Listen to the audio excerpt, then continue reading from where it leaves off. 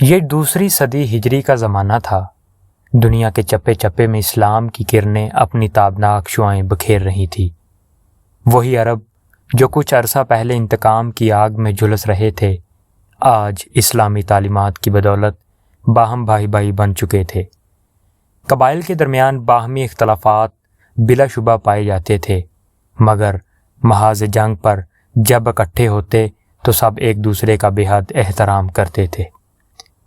تلواروں کے سائے میں ان کی نمازیں ادا ہوتی تھیں، اور جن جن ملکوں میں وہ جہاد کا پرچم لہراتے، وہاں کے باشندوں کے ساتھ عدل و انصاف کرنا ان کی شان تھی۔ دوسری جانب مسلمان مبلغین بھی دعوت و تبلیغ کا کام جاری رکھے ہوئے تھے، چنانچہ دیکھتے ہی دیکھتے مسلمانوں کی تعداد میں بے تحاشا اضافہ ہونے لگا۔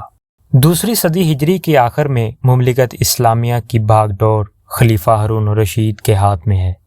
دنیا کے گوشے گوشے سے مسلمان بیت اللہ شریف کا حج ادا کرنے کے لیے آ رہے ہیں۔ مکہ مکرمہ میں پانی ناپید ہے۔ حجاج کرام اور اہل مکہ بڑی مشکل سے کسی طرح پانی کا بندوبست کر پاتے ہیں۔ اسی زمانہ میں ملکہ زبیدہ بنت جعفر فریضہ حج کی ادائیگی کے لیے مکہ مکرمہ آتی ہیں۔ انہوں نے جب اہل مکہ اور حجاج کرام کو پانی کی دشواری اور مشکلات میں مبتلا دیکھا تو انہیں سخت افسوس ہوا، چنانچہ انہوں نے اپنے اخراجات سے ایک عظیم الشان نہر کھودنے کا حکم دے کر ایک ایسا فقید المثال کارنامہ انجام دیا جو رہتی دنیا تک عالم بشریت کو یاد رہے گا۔ ام جعفر زبیدہ بنت جعفر بنت ابو جعفر منصور ہاشمی خاندان کے چشم و چراغ تھیں۔ یہ خلیفہ ہارون الرشید کی چچازاد بہن تھیں۔ ان کا نام امت العزیز تھا۔ ان کے دادا منصور بچپن میں ان سے خوب کھیلا کرتے تھے۔ ان کو زبیدہ کہہ کر پکارتے تھے، چنانچہ سب اسی نام سے پکارنے لگے اور اصلی نام بھول گئے۔ یہ نہایت خوبصورت اور ذہین و فطین تھیں۔ جب جوان ہوئیں تو خلیفہ ہارون الرشید سے ان کی شادی ہو گئی۔ یہ شادی بڑی دھوم دھام سے ذوالحج 165 ہجری میں ہوئی۔ ہارون الرشید نے اس شادی کی خوشی میں ملک بھر سے عوام و خواص کو دعوت پر بلایا اور مدعین کے درمیان اس قدر زیادہ مال تقسیم کیا جس کی مثال تاریخ اسلامی میں مفقود ہے۔ اس موقع پر خاص بیت المال سے ان کے 50 ملین درہم خرچ کیے۔ ہارون الرشید نے اپنے خاص مال سے جو کچھ خرچ کیا وہ اس کے علاوہ تھا۔ ہارون الرشید ملکہ زبیدہ سے بہت زیادہ محبت کرتا تھا۔ ایک مرتبہ اس نے اپنی بیوی کو یہ کہہ کر پکارا، ام نہر ذرا ادھر آنا۔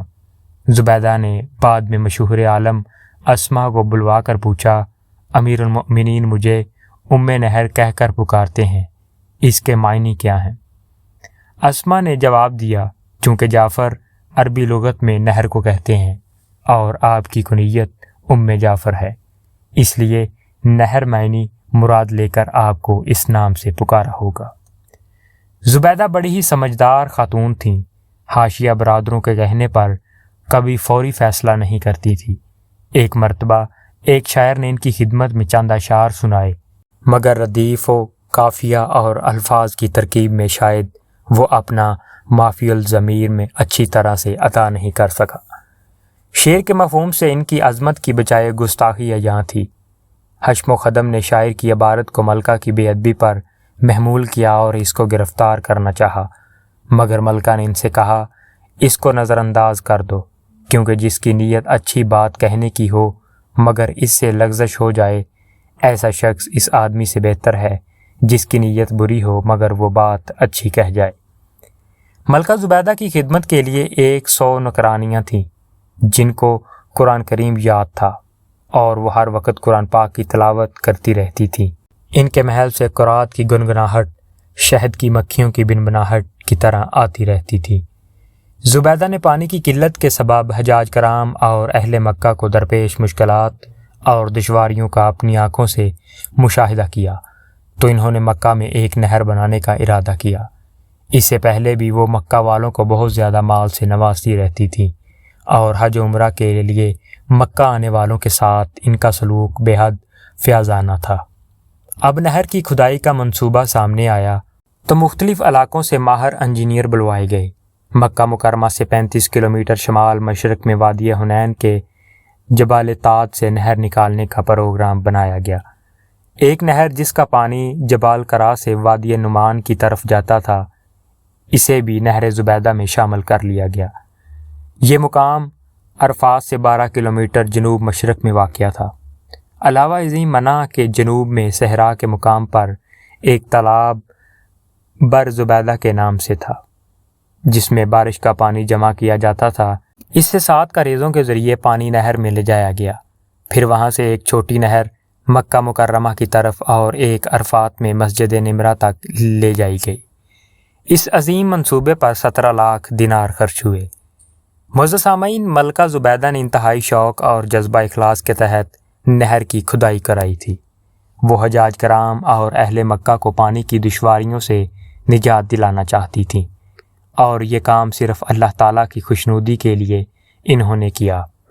اس کا اندازہ اس بات سے لگائیں کہ جب نہر زبیدہ کی منصوبہ بندی شروع ہوئی تو اس منصوبہ کا منتظم انجینئر آیا اور کہنے لگا، آپ نے جس منصوبہ کا حکم دیا ہے اس کے لیے خاصے اخراجات درکار ہیں، کیونکہ اس کی تکمیل کے لیے بڑے بڑے پہاڑوں کو کاٹنا پڑے گا، چٹانوں کو توڑنا پڑے گا، نشیب و فراز کی مشکلات سے نمٹنا پڑے گا، سینکڑوں مزدوروں کو دن رات محنت کرنی پڑے گی، تب کہیں جا کر اس منصوبہ کو پایہ تکمیل تک پہنچایا جا سکتا ہے۔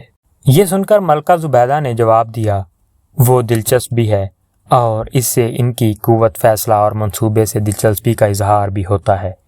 انہوں نے چیف انجینئر سے کہا، اس کام کو شروع کر دو، خواہ کلہاڑے کی ایک ضرب پر 1 دینار خرچ آتا ہو۔ اس طرح جب نہر کا منصوبہ تکمیل کو پہنچ گیا تو منتظمین اور نگران حضرات نے اخراجات کی تفصیلات ملکہ کی خدمت میں پیش کی۔ اس وقت ملکہ دریائے دجلہ کے کنارے واقع اپنے محل میں تھی۔